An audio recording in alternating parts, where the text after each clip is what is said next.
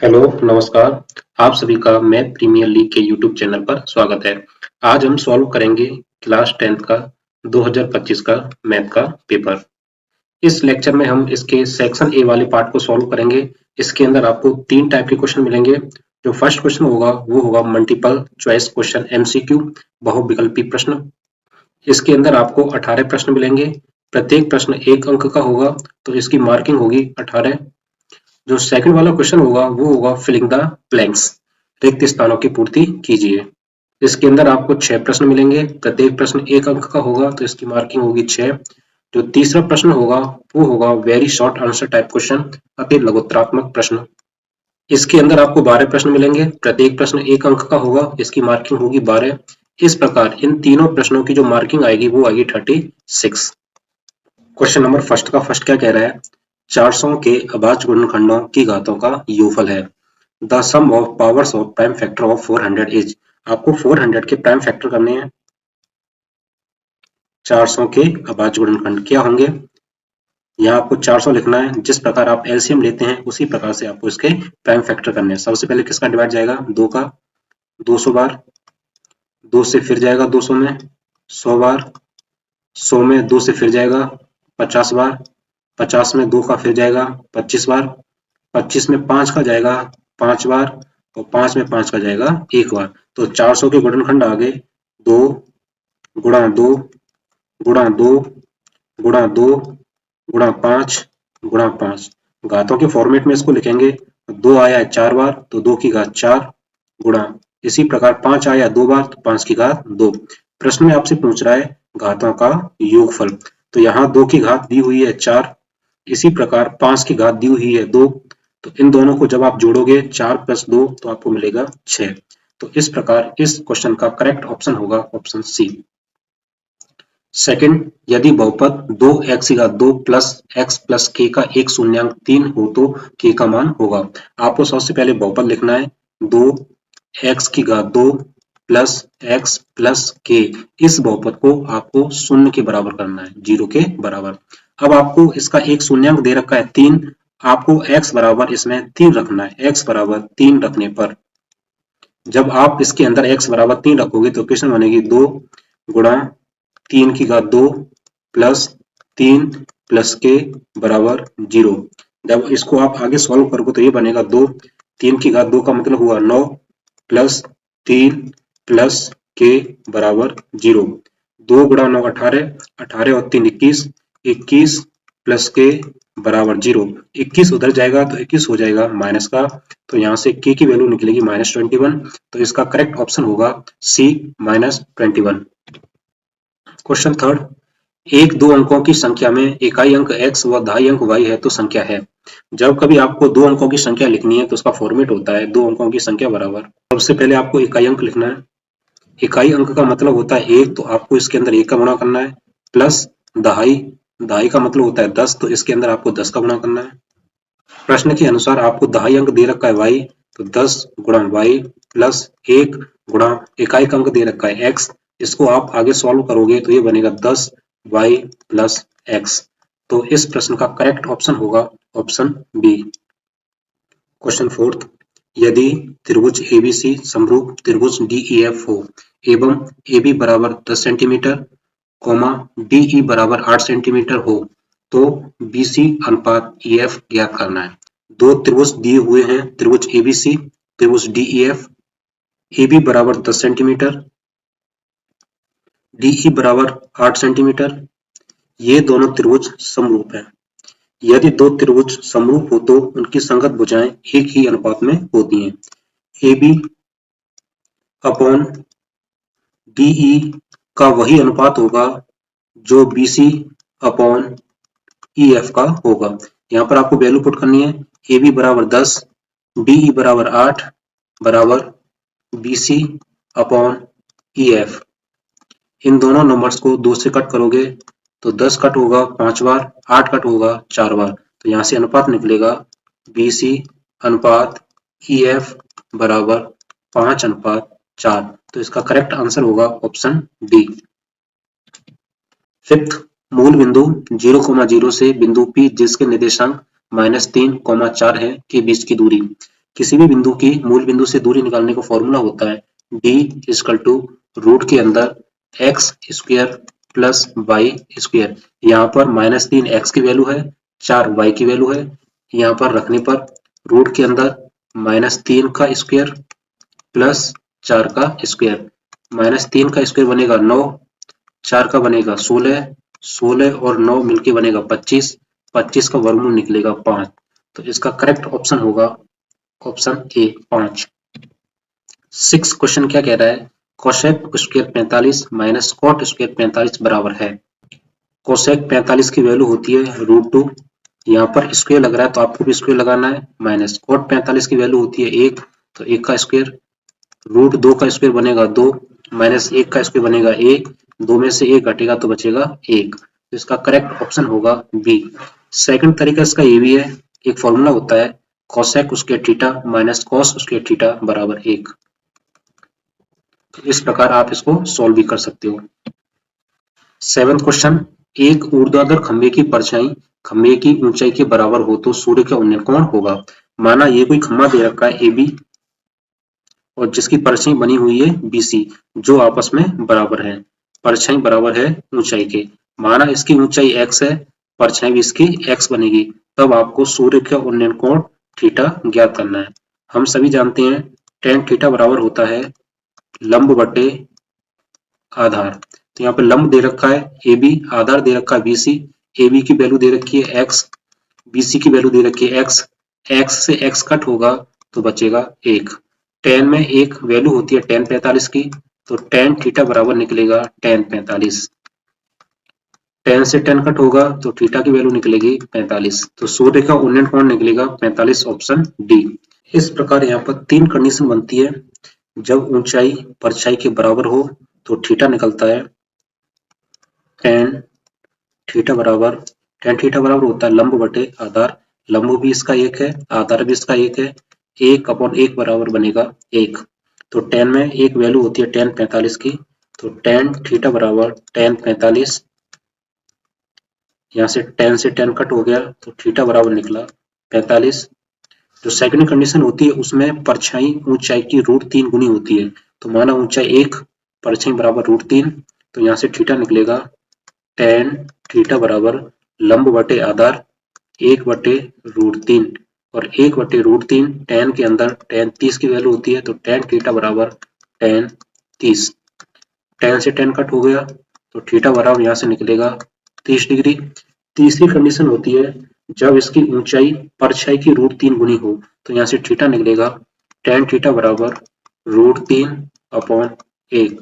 तो √3/1 का मतलब हुआ √3, और tan में √3 वैल्यू होती है tan 60 की, तो tan थीटा बराबर tan 60। tan से tan कट हो गया तो थीटा बराबर यहाँ से निकलेगा 60 डिग्री।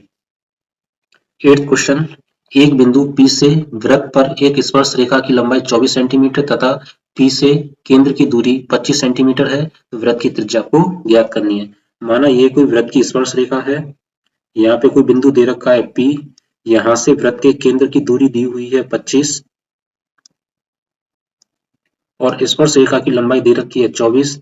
तो आपको वृत्त के केंद्र से स्पर्श रेखा की दूरी पता करनी है। वृत्त की स्पर्श रेखा त्रिज्या के साथ में 90 डिग्री का कोण बनाती है। माना त्रिज्या इसकी r है, तो ये बना एक समकोण त्रिभुज, और समकोण त्रिभुज के अंदर लगती है पाइथागोरस प्रमेय। किसी भी समकोण त्रिभुज में समकोण के सामने वाली भुजा का वर्ग शेष दोनों भुजाओं के वर्गों के योग के बराबर होता है। तो यहाँ से निकलेगा r का वर्ग प्लस 24 का वर्ग बराबर 25 का वर्ग। आर स्क्वायर बराबर 24 का वर्ग 576 बराबर 25 का वर्ग 625। 576 उधर जाएगा तो 576 हो जाएगा माइनस का 625 माइनस 576। आर स्क्वायर बराबर निकलेगा 49। आर पे से स्क्वायर हटेगा तो इस पे लगेगा अंडर रूट 49 की वैल्यू होती है 7। तो वृत्त की त्रिज्या निकलेगी 7, ऑप्शन ए। इस प्रश्न को आप और भी जल्दी सोल्व कर सकते हैं। कैसे? अगर आपको कुछ पाइथागोरस त्रिक याद है तो उसकी मदद से। जैसे 7, 24, 25 का एक त्रिक होता है, तो इसमें से आपको दो संख्या दे रखी है, एक 24 और एक 25, तो तीसरी संख्या निकलेगी 7। कैसे? अब पाइथागोरस त्रिक क्या होता है? पाइथागोरस त्रिक के अंदर तीन संख्या होती हैं, 1, 2, 3। इनमें से दो छोटी संख्याओं का वर्ग बड़ी संख्या के वर्ग के योग के बराबर आएगा। कैसे? 7 का वर्ग हो गया 49, इसी प्रकार 24 का वर्ग होगा 576 और इन दोनों का जो योग आएगा 25 के वर्ग के बराबर आएगा 625।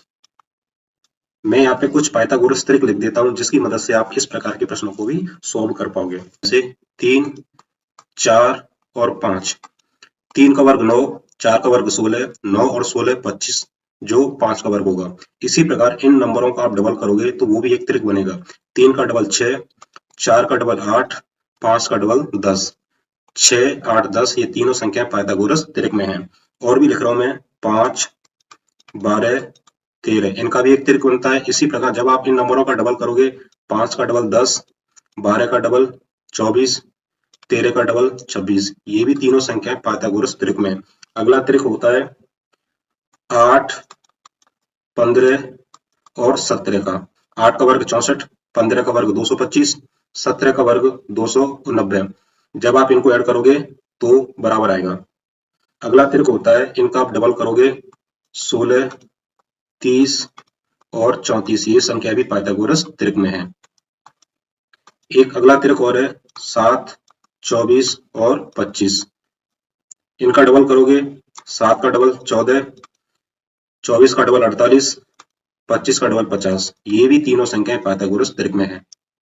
9th क्वेश्चन कह रहा है एक वृत्त की त्रिज्या 7 सेंटीमीटर है, उस वृत्त के एक चतुर्थांश का क्षेत्रफल होगा। माना ये कोई वृत्त है जिसकी त्रिज्या है 7, तो इस वृत्त का चतुर्थांश जो ब्लैक वाला हिस्सा दे रखा है इसका आपको क्षेत्रफल ज्ञात करना है। वृत्त का क्षेत्रफल होता है पाई आर स्क्वायर। तो इस प्रकार चतुर्थांश का क्षेत्रफल होगा, चतुर्थांश होता है वृत्त का चौथा हिस्सा, तो 1/4 पाई आर स्क्वायर।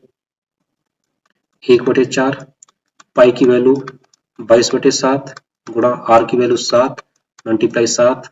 7 से 7 कट हो गया, 2 से कट होगा 2 बार, 2 से 22 कट होगा 11 बार, तो यहाँ बचा 11 गुणा 7/2। 11 गुणा 7 77/2। 2 का भाग लगाओगे 77 में तो जाएगा 38.5 सेंटीमीटर स्क्वायर। तो इसका करेक्ट ऑप्शन होगा ऑप्शन ए 38.5 सेंटीमीटर स्क्वायर। 10 क्वेश्चन देखते हैं। यदि एक शंकु की त्रिज्या 14 सेंटीमीटर, तिर्यक ऊंचाई 10 सेंटीमीटर हो तो शंकु का वक्र पृष्ठीय क्षेत्रफल ज्ञात करते हैं। ये होती है शंकु की ऊंचाई h, ये होती है इसकी तिर्यक ऊंचाई l जो आपको दी हुई है 10 सेंटीमीटर, और ये है शंकु की त्रिज्या r जो आपको दी हुई है 14 सेंटीमीटर। शंकु का वक्र पृष्ठीय क्षेत्रफल होता है पाई आर एल। पाई की वैल्यू 22/7 गुणा आर की वैल्यू 14, एल की वैल्यू 10। 7 से कट होगा एक बार, 14 कट होगा 2 बार, तो यहाँ बचेगा 22 गुणा 2 44 गुणा 10 440 सेंटीमीटर स्क्वायर। तो इसका करेक्ट ऑप्शन होगा ऑप्शन सी 440 सेंटीमीटर स्क्वायर। 11वां प्रश्न, निम्नलिखित में से कौन सी संख्या किसी घटना की प्रायिकता नहीं हो सकती? किसी भी घटना के घटित होने की प्रायिकता 0 के बराबर होती है, या 0 से बड़ी होगी, या 1 के बराबर होगी, या 1 से छोटी होगी। अगर कोई असंभव घटना है तो उसकी प्रायिकता होगी 0। अगर कोई निश्चित घटना है तो उसकी प्रायिकता होगी 1। तो कोई भी प्रायिकता होगी उसका आंसर हमेशा 0 और 1 के बीच में आएगा। अब इसमें से देखते हैं ऐसा कौन सा विकल्प है जो 0 से छोटा है या 1 से बड़ा है, वही इसका करेक्ट आंसर होगा। 2/3 को आप जब आप सॉल्व करोगे तो ये आएगा 0.666। ये 0 और 1 के बीच में, ये गलत हुआ। 3/2 को जब आप सरल करोगे तो ये बनेगा 1.5 जो 1 से बड़ा है, तो यही इसका करेक्ट आंसर होगा। 12वां प्रश्न, यदि दो अपरिमेय संख्याओं के लिए एचसीएफ बराबर है एलसीएम तो दोनों संख्याएं हमेशा होंगी। जब कभी भी एलसीएम एचसीएफ के बराबर होगा तो वे दोनों संख्याएं होंगी समान, इक्वल नंबर होंगे दोनों। 13वां प्रश्न, यदि एक द्विघात बहुपद के शून्य अंकों का योग एवं गुणनफल क्रमशः 5 व 6 है तो द्विघात बहुपद होगा। तो द्विघात बहुपद के लिए एक व्यापक रूप होता है द्विघात बहुपद बराबर एक्स स्क्वायर माइनस शून्यांकों का योग इंटू एक्स प्लस शून्यांकों का गुणनफल। इस प्रश्न में आपको शून्यांकों का योग दिया है 5 व गुणनफल दिया है 6। इन दोनों योग और गुणनफल को यहाँ लगाओगे तो द्विघात बहुपद बनेगा एक्स स्क्वायर माइनस योग दिया हुआ है 5 उसमें एक्स का गुणा प्लस गुणनफल दिया हुआ है 6। जब आप इसको आगे सॉल्व करोगे तो ये बनेगा x square minus 5x plus 6। तो इसका करेक्ट आंसर होगा x square minus 5x plus 6 option D. 15वां प्रश्न, यदि दिए गए चित्र में ए बी बराबर 2 सेंटीमीटर, कोण ए बराबर 50 डिग्री, ए सी बराबर 4 सेंटीमीटर, डी ई बराबर 3 सेंटीमीटर, कोण डी बराबर 50 डिग्री और डी एफ बराबर 6 सेंटीमीटर यदि बी सी बराबर 3 सेंटीमीटर हो तो ई एफ की माप है। जब आपको दो त्रिभुज दिए हैं और उन दोनों त्रिभुजों का कोण ए और कोण डी दोनों बराबर हैं, इन दोनों कोणों को बनाने वाली भुजाएं एक ही अनुपात में होंगी तो ये दोनों त्रिभुज समरूप होंगे। कैसे? इन दोनों त्रिभुजों का कोण ए कोण डी बराबर है। कोण ए को बनाने वाली भुजा ए बी और ए सी, इसी प्रकार कोण डी को बनाने वाली भुजा डी ई और डी एफ एक ही अनुपात में है। कैसे? ए बी बराबर 2, डी ई बराबर 3 बराबर ए सी बराबर 4, डी एफ बराबर 6। 4 और 6 को कट करोगे 2 से तो मिलेगा आपको 2/3। ये भी 2/3, ये भी 2/3। यदि एक त्रिभुज का एक कोण दूसरे त्रिभुज का एक कोण और इन कोणों को बनाने वाली भुजाएं एक ही अनुपात में है तो दोनों त्रिभुज समरूप होंगे। त्रिभुज एबीसी समरूप है त्रिभुज डीईएफ। यदि दो त्रिभुज समरूप हैं तो उनकी संगत भुजाएं समान अनुपात में होंगी। ए बी अपॉन डीई बराबर B C upon E F. A B और डीई का वही अनुपात होगा जो बीसी का ईएफ के साथ में होगा। ए बी बराबर आपको दिया है 2, डीई बराबर आपको दिया है 3, बीसी बराबर दे रखा है 3, ई एफ की वैल्यू ज्ञात करनी है। यहाँ पर आप क्रॉस मल्टीप्लाई करोगे तो ये बनेगा 2 ई एफ बराबर 3 गुणा 3 9, 2 उधर जाएगा तो भाग होगा। ई एफ बराबर 9/2 बराबर 4.5 सेंटीमीटर। तो इसका करेक्ट ऑप्शन होगा ऑप्शन ए 4.5 सेंटीमीटर। 16वां प्रश्न, साइन 2a बराबर 2 साइन ए तब सत्य होगा जबकि कोण ए बराबर है। कोण ए बराबर सबसे पहले आपको 0 डिग्री रखना है, फिर 30 डिग्री रखना है, फिर 45 डिग्री रखना है, फिर आपको 90 डिग्री रखना है। इन चारों में से जो इसे सेटिस्फाई करेगा वही इसका करेक्ट ऑप्शन होगा। सबसे पहले ए बराबर 0 डिग्री रखने पर जब आप यहाँ पर ए बराबर 0 रखोगे तो ये बनेगा साइन 2 मल्टीप्लाई 0 बराबर 2 साइन 0। 2 गुणा 0 बनेगा 0 तो ये बना साइन 0 बराबर 2 साइन 0 की वैल्यू 0, साइन 0 की वैल्यू 0 बराबर ये बना 2 गुणा 0 बराबर 0 तो ये आ गया 0 बराबर 0। तो यही इसको संतुष्ट कर रहा है तो इसका करेक्ट ऑप्शन होगा ऑप्शन ए 0 डिग्री। इसका एक दूसरा तरीका भी है, साइन 2a बराबर 2 साइन ए। साइन 2a का फॉर्मूला होता है 2 साइन ए कॉस ए बराबर 2 साइन ए। 2 साइन ए इधर आप ट्रांसफर करोगे तो ये बनेगा कॉस ए बराबर 2 साइन ए अपॉन 2 साइन ए। 2 साइन ए कट हो गया तो बचा 1। कॉस में एक वैल्यू होती है कॉस 0 की, तो कॉस ए बराबर कॉस 0। कॉस से कॉस कट हो गया तो ए बराबर यहां से निकला 0 डिग्री। 17वां प्रश्न, यदि कॉस ए बराबर 12/13 हो तो साइन ए का मान होगा। बेसिकली कॉस ए बराबर होता है आधार बटे कर्ण। आधार आपको दिया है 12, कर्ण दे रखा है आपको 13। तो इस त्रिभुज के लिए यहां आपको बनाना है ए, इधर बी, इधर सी। तो कॉस ए के लिए आधार बनेगा ए बी, लंब बनेगा बी सी, कर्ण बनेगा ए सी। आधा दे रखा है 12, कर्ण दे रखा है आपको 13, तो यहाँ से आपको लंब निकालना है।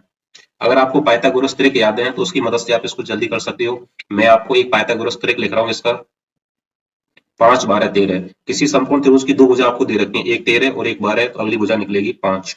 मुझे साइन ए निकालना है। साइन ए बराबर होता है लंब बटे कर्ण, तो यहाँ से लंब की वैल्यू निकली 5 और कर्ण की वैल्यू निकलेगी 13। तो इसका सही आंसर आएगा 5/13। तो इसका करेक्ट ऑप्शन होगा ऑप्शन सी 5/13। मैं आपको बता दे रहा हूँ यहाँ पर 5 निकलेगा कैसे। ये एक समकोण त्रिभुज है तो समकोण के सामने वाली भुजा कर्ण, कर्ण का वर्ग शेष दोनों भुजाएं लंब और आधार के वर्ग के योग के बराबर होगा। तो लंब का वर्ग प्लस आधार का वर्ग बराबर कर्ण का वर्ग। लंब की वैल्यू आपको ज्ञात करनी है। आधार आपको दिया हुआ है 12, 12 का वर्ग बराबर कर्ण दे रखा है 13, 13 का वर्ग एल स्क्वायर प्लस 12 का वर्ग 144, 13 का वर्ग 169। 144 उधर जाएगा तो माइनस का हो जाएगा। 169 में से आपको 144 घटाना है, घटाने पर मिलेगा 25। एल पर से स्क्वायर हटेगा तो यहाँ लगेगा इसके ऊपर अंडर रूट और 25 का अंडर रूट निकलेगा 5। तो एल की वैल्यू निकली 5। 18वां प्रश्न, एक घड़ी की मिनट की सुई द्वारा 5 मिनट पर केंद्र पर आंतरिक कोण क्या होगा? घड़ी की मिनट की सुई पूरा एक चक्कर लगाने में उसको 1 घंटा लगता है और एक चक्कर में वो 360 डिग्री घूमती है। कहने का मतलब 1 घंटे में वो 360 डिग्री घूमती है। 1 घंटा बराबर 60 मिनट, तो 60 मिनट में वो घूमेगी 360 डिग्री। 1 मिनट में घूमेगी 360 बटे 60 बराबर 6 डिग्री। प्रश्न में पूछ रहा है 5 मिनट में, तो 5 मिनट में घूमेगी 5 गुणा 6 बराबर 30 डिग्री। इस प्रकार इसका करेक्ट ऑप्शन होगा ऑप्शन ए 30 डिग्री। आइए देखते हैं क्वेश्चन नंबर सेकंड का फर्स्ट क्वेश्चन क्या है। पहला प्रश्न है, यदि 18, a, 10 समांतर श्रेणी में है तब a बराबर होगा। जब कभी आपको 3 संख्या समांतर श्रेणी में दी होती हैं, तो जो बीच वाली संख्या होती है वो पहली और तीसरी संख्या के योग की आधी होती है। पहली और तीसरी संख्या दे रखी है 18 और 10, इन दोनों को जोड़ोगे तो निकलेगा 28। 28 का जब आप आधा करोगे तो निकलेगा 14। तो ये a की वैल्यू निकल के आएगी 14। अब इसको देखते हैं कैसे करना है। मैं यहाँ पर 3 संख्या लिख रहा हूँ जो समांतर श्रेणी में दे रखी है। ए बी बराबर एक कोई संख्या है, दूसरी संख्या बी है और तीसरी संख्या डी है। तो इन तीनों संख्याओं में रिलेशन होगा, जो बी होगा वो निकलेगा ए प्लस सी अपॉन 2 के बराबर। अब यहाँ पर ए दे रखा है आपको 18, सी दे रखा है 10 और ए बराबर आपको दे रखा है बी। तो ए बराबर निकलेगा 18 प्लस 10 बटे 2। 18 और 10 मिलके बनेगा 28। 28 बटे 2 बराबर 14। तो यहाँ से ए की वैल्यू निकलेगी 14। सेकंड क्वेश्चन, बिंदु P जिसके निर्देशांक 7, -3 और बिंदु Q जिसके निर्देशांक 3, 9 है के मध्य बिंदु के निर्देशांक ज्ञात करने हैं। आपको कोई दो बिंदु दे रखे हैं, उनके मध्य बिंदु के निर्देशांक होते हैं। यहाँ P बिंदु के निर्देशांक दे रखे हैं 7, -3।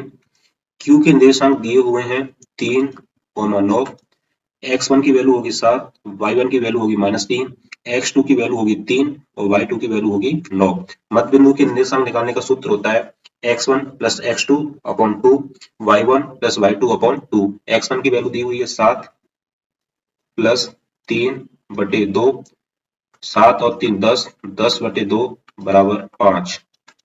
यहाँ y1 की वैल्यू दे रखी है -3, y2 की वैल्यू दे रखी है 9 बटे 2। -3 और प्लस 9 मिलके बनेगा 6, 6 बटे 2 बराबर 3। तो P और Q का जो मध्य बिंदु है उसके निर्देशांक निकलेंगे 5, 3। तीसरा प्रश्न है, sin 60 cosec 60 plus cos 30 sec 30 का मान है।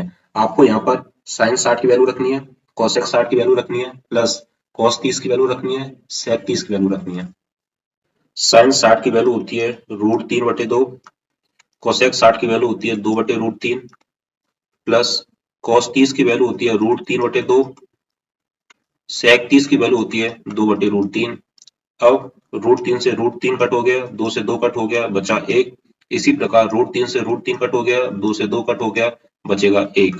1 और 1 मिलके बनेगा 2, तो यहाँ रिक्त स्थान में आएगा 2।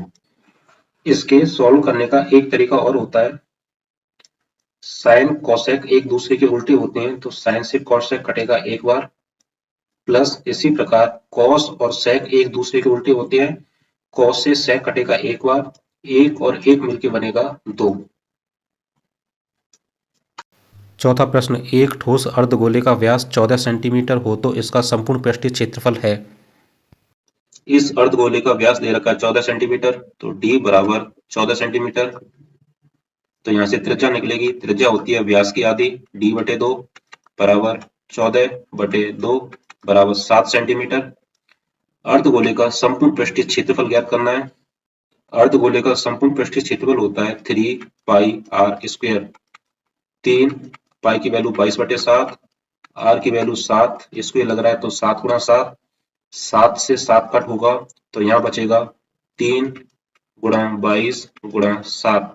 इसका गुणा करने पर आपको मिलेगा 462 सेंटीमीटर स्क्वायर। तो यहाँ रिक्त स्थान में आएगा 462 सेंटीमीटर स्क्वायर। पांचवा प्रश्न, आपको बंटन दिया हुआ है 1, 4, 5, 6, 4, 7, 9, 2, 4, 3, 5 का बहुलक होगा। बहुलक वो होता है जो इसमें सबसे अधिक बार आता है। तो यहाँ आप देख पा रहे हो तो सबसे अधिक बार आया है 4, 1, 2, 3 बार आया है, तो इसका बहुलक निकलेगा 4। छठा प्रश्न, किसी वर्ग अंतराल के लिए वर्ग चिन्ह 17 है कि ऊपरी सीमा 24 है तो निचली सीमा आपको ज्ञात करनी है। जब कभी आपको वर्ग अंतराल दे रखा हो तो इसकी मध्य वाली जो सीमा निकलती है वो निकलती है, मध्य वाली सीमा को माना मैंने x, तो जिसकी अपर सीमा होती है, अपर का मतलब हाई, प्लस लो का मतलब निम्न सीमा, इन दोनों का योग करना है, उसका आपको हाफ करना है। अब आपको x की वैल्यू दी हुई है 17 और इसकी अपर सीमा h की वैल्यू दी हुई है 24, तो इस सूत्र में लगाओगे 17 बराबर 24 प्लस निम्न सीमा l अपॉन 2, 2 इधर जाएगा तो गुणा होगा तो ये बनेगा 34 बराबर 24 प्लस l, 24 उधर जाएगा तो माइनस का हो जाएगा तो l की वैल्यू निकलेगी 34 माइनस 24 बराबर 10, तो इसकी निम्न सीमा होगी 10। क्वेश्चन नंबर 3 का फर्स्ट क्वेश्चन है, यदि एक वृत्त की त्रिज्या 14 सेंटीमीटर तथा चाप की लंबाई 22 सेंटीमीटर है तो उस चाप द्वारा केंद्र पर अंतरित कोण होगा। माना ये कोई वृत्त है जिसकी त्रिज्या दे रखी है 14 सेंटीमीटर, जिसके चाप की लंबाई दी हुई है 22 सेंटीमीटर, इस चाप द्वारा केंद्र पर आंतरिक कोण माना थीटा है, इसकी वैल्यू आपको ज्ञात करनी है। माना केंद्र पर आंतरिक कोण बराबर थीटा, वृत्त की त्रिज्या बराबर 14 सेंटीमीटर, चाप की लंबाई बराबर 22 सेंटीमीटर, ये आपको दिखाई दे रहा है एक त्रिज्यखंड बन रहा है और त्रिज्यखंड के अंदर ये चाप की लंबाई निकालने का सूत्र होता है 2 पाई आर थीटा बटे 360, तो चाप की लंबाई बनेगी 2 पाई आर थीटा अपॉन 360। ये किसके बराबर दे रखा है, जब ये चाप की लंबाई है तो ये दे रखा है 22 के बराबर, यहाँ आपको वैल्यू रखनी है 2 पाई का मान 22 बटे 7, आर का मान दिया हुआ है 14, थीटा की वैल्यू ज्ञात करनी है अपॉन 360 बराबर 22, 7 से कटेगा 14 दो बार और 22 से ये 22 कट हो गया, 2 गुणा 2 4, 4 से ये कटेगा 90 बार, 90 उधर जाएगा तो थीटा की वैल्यू निकलेगी 90 डिग्री, तो इस चाप द्वारा केंद्र पर आंतरिक कोण निकलेगा 90 डिग्री। यदि एक घन का संपूर्ण पृष्ठीय क्षेत्रफल 864 वर्ग सेंटीमीटर है तो इसके एक फलक का पृष्ठीय क्षेत्रफल होगा। जब ये आपको एक घन दे रखा है तो इसका जो प्रत्येक फलक होता है वो होता है वर्गाकार, तो आपको एक वर्ग का क्षेत्रफल ज्ञात करना है। दिया हुआ क्या है, घन का संपूर्ण पृष्ठीय क्षेत्रफल, इसकी भुजा नहीं दी हुई है तो सबसे पहले हम इसकी भुजा ज्ञात करेंगे। माना घन की भुजा बराबर a, घन के संपूर्ण पृष्ठीय क्षेत्रफल का सूत्र होता है 6 गुणा भुजा स्क्वायर, ये आपको दे रखा है 864 के बराबर, 6 उधर जाएगा तो 6 का भाग हो जाएगा तो ए स्क्वायर बराबर निकलेगा 864 बटे 6, जब आप इसके अंदर 6 का भाग दोगे तो जाएगा 144 बार, ए पर से स्क्वायर हटेगा तो इस पे लगेगा अंडर रूट, तो ए बराबर रूट के अंदर 144, तो 144 का वर्गमूल होता है 12, तो घन की भुजा निकलेगी 12 सेंटीमीटर। अब पूछ रहा है इसके एक फलक का क्षेत्रफल क्या होगा, तो एक फलक इसका होता है वर्गाकार, तो वर्ग का क्षेत्रफल होता है भुजा गुणा भुजा, जब यहाँ पर ए की वैल्यू आप लगाओगे 12 गुणा 12 बराबर निकलेगा 144 सेंटीमीटर स्क्वायर। घन का संपूर्ण पृष्ठीय क्षेत्रफल का मतलब होता है घन के 6 फलकों का योगफल, जो आपको दे रखा है 864 सेंटीमीटर स्क्वायर। आपको निकालना है एक फलक का क्षेत्रफल, जब 864 में आप 6 का भाग लगाओगे तो जाएगा 144 बार, तो एक फलक का क्षेत्रफल निकलेगा 144 सेंटीमीटर स्क्वायर। तीसरा प्रश्न, निम्न बारंबारता बंटन का माध्यक ज्ञात कीजिए। ये आपको बारंबारता बंटन दे रखा है, यहाँ पर 3 जिसकी फ्रीक्वेंसी जिसकी बारंबारता दे रखी है 6, कहने का मतलब 3 यहाँ पर आया 6 बार, इसी प्रकार 5 आया है 7 बार, 7 आया है 5 बार, 9 आया है 6 बार। सबसे पहले इस क्वेश्चन को हम बेसिक से करते हैं, फिर जो इसका तरीका उससे करेंगे। इसका बेसिक बनेगा 3 आया है 6 बार, 3 को मैंने लिख लिया 6 बार, इसी प्रकार 5 को लिखना है 7 बार, इसी प्रकार 7 को लिखना है 5 बार, इसी प्रकार 9 को लिखना है 6 बार। जब आप इन सभी नंबरों को काउंट करोगे तो काउंट करने पर आएगा 24। अब आपको करना क्या है कि इधर से 11 पद इधर से निकालने हैं और 11 पद इधर से निकालने हैं, तो बीच में आपके 2 पद बचेंगे, मैं यहाँ से 11 पद निकाल देता हूँ। इसी प्रकार इस तरफ से आपको 11 पद निकालने हैं, दोनों तरफ से 11 पद निकलने के बाद 22 पद निकल गए। अब यहाँ पर ये बचा 12वां पद और ये बचा 13वां पद, तो 5 और 5 के बीच में 5 और 5 10, 10 का आधा 5, तो इस प्रश्न का करेक्ट आंसर आएगा 5। अब इसको रियल मेथड से देखते हैं। यहाँ आपको लिखना है x और ये x की बारंबारता f फ्रीक्वेंसी, और यहाँ आपको लिखनी है इसकी संचित बारंबारता cf। जब आप इन सभी नंबरों को ऐड करोगे तो ऐड करने पर आपको मिलेगा 24। संचयी बारंबारता कैसे निकलेगी, सबसे पहले दे रखा है 6 को 7 के साथ जोड़ना है, 6 प्लस 7 मिलके बनेगा 13, 13 में 5 जोड़ना है तो बनेगा 18, 18 में 6 जोड़ना है तो बनेगा 24। यहाँ आपको क्रॉस चेक करना है, जो इसकी टोटलिंग आई 24 और ये 24 दोनों बराबर होनी चाहिए, तो n बराबर निकला आपका 24, जो आपकी एक सम संख्या है। जब n बराबर 24 दे रखा है, जब आप इसका आधा करोगे आएगा 12, तो 12 से जस्ट बड़ा पद दे रखा है 13, और 13 के सामने वाली संख्या दे रखी है 5, तो इस प्रश्न का करेक्ट उत्तर होगा 5। माध्यक ज्ञात करने का सूत्र होता है माध्यक बराबर, जब n बराबर सम संख्या आपको दे रखी है, n बटे 2वां पद प्लस n बटे 2 प्लस 1वां पद और उसके बटे में 2। जब आप इसको आगे सॉल्व करोगे तो ये बनेगा 24 बटे 2 12वां पद, 24 बटे 2 12 प्लस 1 13वां पद बटे 2। अब इसका 12वां पद है 5 और 13वां पद भी है 5, 5 प्लस 5 बटे 2, 10 बटे 2 बराबर 5, तो इसका करेक्ट आंसर होगा 5। चौथा प्रश्न, एक पासे को एक बार फेंकने पर 5 से बड़ा अंक आने की प्रायिकता ज्ञात कीजिए। 5 से बड़ा अंक आने की प्रायिकता, 5 से बड़ा नंबर होता है 6, जो आता है एक बार, तो ये बनेगा किसी घटना के अनुकूल परिणाम बराबर 5 से बड़ा अंक 1, जो 6 है। अब घटना के सभी संभव परिणाम जो बनेंगे 6, 1 से लेके 6 तक सभी अंक 1 2 3 4 5 6। प्रायिकता ज्ञात करने का सूत्र, प्रायिकता बराबर अनुकूल परिणामों की संख्या अपॉन सभी संभव परिणाम। अनुकूल परिणामों की संख्या 1, सभी संभव परिणाम 6, तो इसका करेक्ट आंसर आएगा 1/6। प्रश्न संख्या 5, एक लंबवृत्तीय शंकु और बेलन समान त्रिज्या और ऊंचाई के हैं। यदि शंकु का आयतन 66 घन सेंटीमीटर है तो बेलन का आयतन क्या होगा। ये दो आपको फिगर दे रखे हैं, एक दे रखा है शंकु का और एक दे रखा है बेलन का। दोनों की त्रिज्या और ऊंचाई दोनों समान है। माना शंकु और बेलन की त्रिज्याएं व ऊंचाई x है। जहां आपको त्रिज्या r दी हो और ऊंचाई s दी हो, उसकी जगह आपको रखना है x। शंकु का आयतन दे रखा है 66 घन सेंटीमीटर। शंकु का आयतन होता है 1/3 पाई आर स्क्वायर h बराबर 66। r की जगह आपको रखना है x और h की जगह आपको रखना है x, तो ये बनेगा 1/3 पाई की वैल्यू 22/7 गुणा x square by x equal to 66। जब आप इसको सॉल्व करोगे तो ये बनेगा एक्स स्क्वायर और एक्स की घात 3, 3 और 7 इधर ट्रांसफर करोगे तो ये जाएगा मल्टीप्लाई में 66 गुणा 3 गुणा 7, 22 ऊपर से आके इधर आ जाएगा नीचे, 22 से कट होगा 22 एक बार, 66 कट होगा 3 बार, तो यहाँ से एक्स क्यू की वैल्यू निकलेगी 3 गुणा 3 9 गुणा 7 एक्स क्यू बराबर 63। अब आपको ज्ञात करना है बेलन का आयतन। बेलन का आयतन होता है pi r square h, pi r त्रिज्या दे रखी है एक्स और ऊंचाई दे रखी है एक्स, तो ये बनेगा पाई की value 22/7 x square multiply x, तो एक्स की घात 3, एक्स की घात 3 आपको दे रखा है 63 के बराबर, तो आपको यहाँ पर लगाना है 22/7 गुणा 63। 63 7 से कटेगा 9 बार, 9 गुणा 22 बनेगा 198, और इसका करेक्ट आंसर आएगा 198 सेंटीमीटर क्यूब। एक और तरीका इसको सॉल्व करने का जो शॉर्ट मेथड है मैं आपको बता दे रहा हूँ। शंकु का आयतन होता है 1/3 पाई आर स्क्वायर एच और बेलन का आयतन होता है पाई आर स्क्वायर एच, जो आपको दे रखा है 66। यहाँ से 3 उधर जाएगा तो 3 का गुणा हो जाएगा, तो ये बनेगा पाई आर स्क्वायर एच बराबर 66 गुणा 3।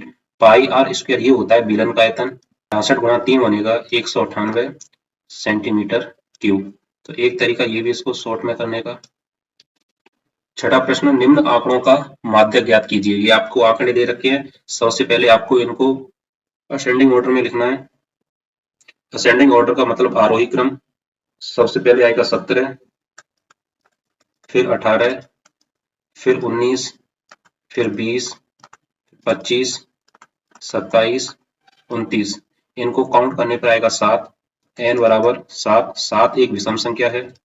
जब n विषम संख्या दी हो तब माध्य ज्ञात करने का फॉर्मूला होता है माध्यक बराबर n+1/2 वां पद, n बराबर 7 प्लस 1/2 वां पद, 7 और 1 8, 8/2 बराबर 4 वां पद।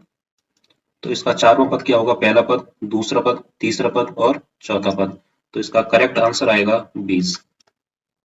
7वां प्रश्न दिया है, दो खिलाड़ी राम और श्याम शतरंज का एक मैच खेलते हैं। यह ज्ञात है कि राम द्वारा मैच जीतने की प्रायिकता 4/5 है। श्याम के मैच जीतने की प्रायिकता ज्ञात कीजिए। तो राम के मैच जीतने की प्रायिकता बराबर 4/5। श्याम के मैच जीतने की प्रायिकता ज्ञात करनी है। तो श्याम के मैच जीतने की प्रायिकता निकलेगी एक में से राम के मैच जीतने की प्रायिकता को घटाकर। एक में से आपको 4/5 घटाना है।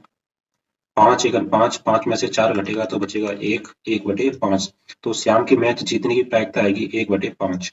दो घनों जिनमें से प्रत्येक की भुजा 2 सेंटीमीटर है के संलग्न फलकों को मिलाकर एक ठोस घनाभ बनाया जाता है। इससे प्राप्त घन का आयतन ज्ञात कीजिए। ये कोई दो आपको घन दे रखे हैं। घन की तीनों भुजाएं बराबर होती हैं, लंबाई, चौड़ाई और ऊंचाई। आपको इसकी भुजा दे रखी है 2 और 2, 2 और 2 मिलके बनेगा 4। ये निकलेगी घनाभ की लंबाई 4 सेंटीमीटर। इसी प्रकार इस घनाभ की जो चौड़ाई बनेगी वो निकलेगी 2 और इसकी ऊंचाई निकलेगी 2 सेंटीमीटर।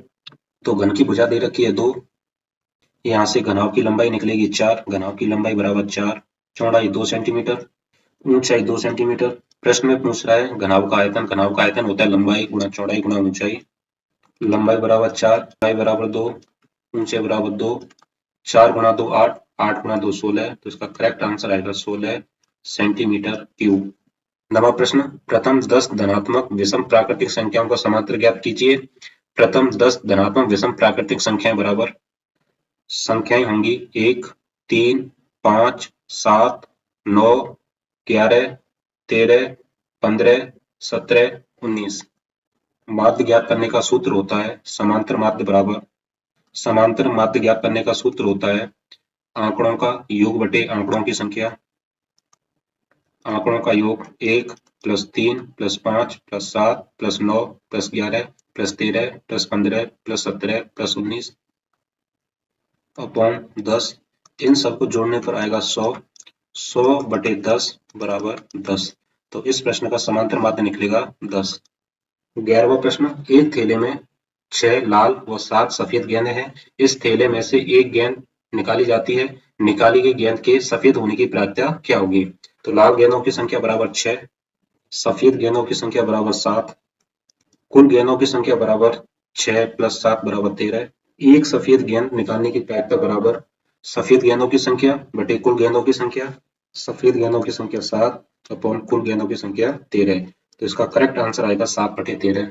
11वां प्रश्न, यदि एक ठोस अर्धगोले का वक्र पृष्ठीय क्षेत्रफल 50 पाई वर्ग सेंटीमीटर है तो उस अर्धगोले की त्रिज्या ज्ञात कीजिए।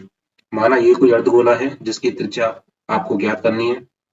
माना अर्धगोले की त्रिज्या बराबर r। अर्धगोले का वक्र पृष्ठीय क्षेत्रफल दिया है 50 पाई वर्ग सेंटीमीटर। अर्धगोले का वक्र पृष्ठीय क्षेत्रफल होता है 2 पाई r² जो दे रखा है 50 पाई के बराबर। इधर पाई से पाई कट हो जाएगा, 2 उधर जाएगा तो इधर बचेगा r² बराबर 50/2 बराबर 25। r पर से स्क्वायर हटेगा तो ये बनेगा r बराबर रूट के अंदर 25। तो r बराबर √25 बराबर होगा 5। तो अर्धगोले की त्रिज्या निकल के आएगी 5 सेंटीमीटर। 12वां प्रश्न, यदि 5, 7, 9, 4, 3 x + 2 का समांतर माध्य 6 हो तो x का मान ज्ञात कीजिए। ये आपको 6 संख्या दे रखी है और इनका समांतर माध्य 6 दे रखा है। तो सबसे पहले संख्याएं आपको लिखनी है, संख्याएं बराबर इनका समांतर माध्य आपको 6 दिया हुआ है। समांतर माध्य निकालने का फॉर्मूला होता है आंकड़ों का योग बटे आंकड़ों की संख्या। समांतर माध्य दिया हुआ है 6, आंकड़ों का योग 5 + 7 + 9 + 4 + 3 + x + 2 अपॉन इनको गिनने पे आएगा 1 2 3 4 5 और पूरा ये 6। 6 उधर जाएगा तो 6 गुणा 6 बनेगा 36। इनको जोड़ने पर आएगा 30 प्लस x। यहाँ से x की वैल्यू निकलेगी 30 उधर जाएगा तो 36 में से 30 घटेगा तो यहाँ से x की वैल्यू निकलेगी 6। तो इसका करेक्ट आंसर आएगा 6।